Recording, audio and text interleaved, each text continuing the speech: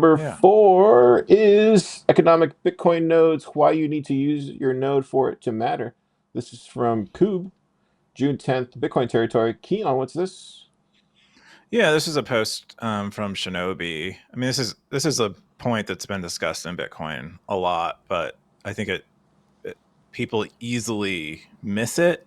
They don't realize the significance of the point, and so people just forget it. And so you have a lot of people running nodes who aren't even using them, and they're thinking they have some power over the network and consensus. They think they are while they're providing, perhaps if they're relaying blocks and accepting incoming connections and relaying transactions, while they might be providing some services to the network and helping the network, just be more resilient, they are not. If they're not doing any transactions with their node, if they're running a node but keeping all their coins on Coinbase or something, or they're just not even transacting in Bitcoin at all, their node isn't really doesn't have any power or say over consensus.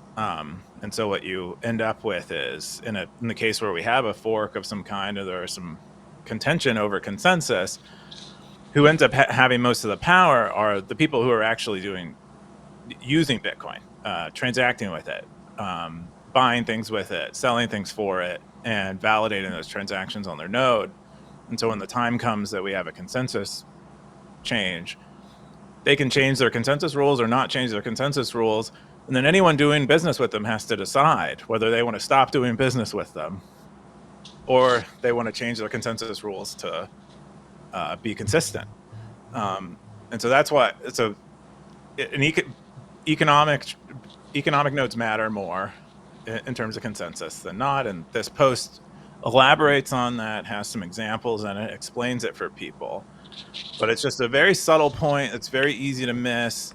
And so you see a lot of people on, I would say the majority of Bitcoiners don't understand this point. So you see a lot of people on X and stuff who are talking about they're running this version of the Bitcoin protocol and this implementation, and they're they're resistant to a soft fork upgrade, and that they're not gonna upgrade their node, but it just doesn't matter because they're not even doing anything with their node. They're just simply just running a node. It's just like sucking up electricity and maybe providing blocks, relaying blocks and transactions for the network at best.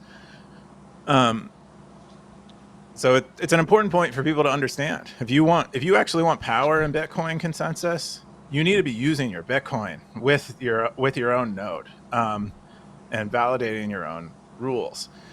Uh, and so that's what this post is about. It's a great reminder, I think, especially among all the kind of stuff we're seeing around some standardness rules in terms of mempool policy.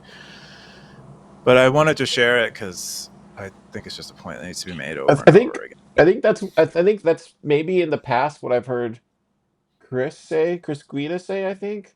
Or am I Mm-hmm. mishearing that? I feel like I've heard that. I feel like I've heard other developers say that in the past before. Yeah, they Just say from it's hanging just several. from hanging out with like other developers. I feel like I've heard Chris Guida say that to me a couple times. I don't remember. I don't remember in what context, but I feel like I've heard him for sure say that before.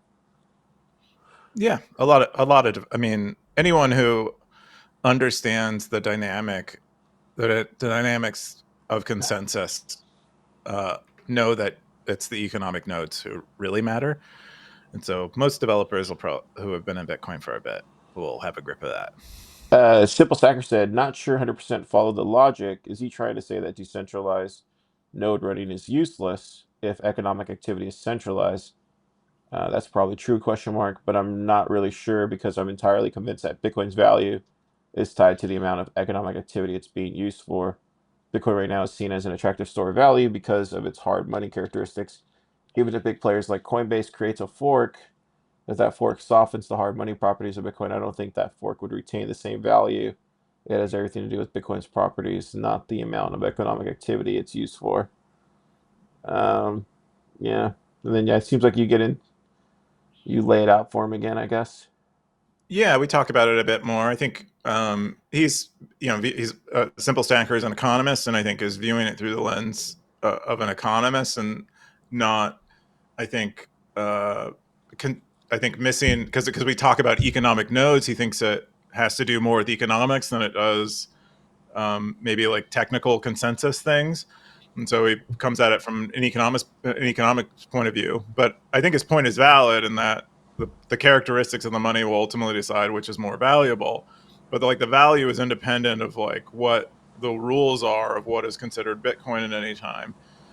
Although not completely independent, they're somewhat intermeshed, but that you can, it's easier to think about them independently. And so we just get into it a little bit, and like what I try to explain a little more what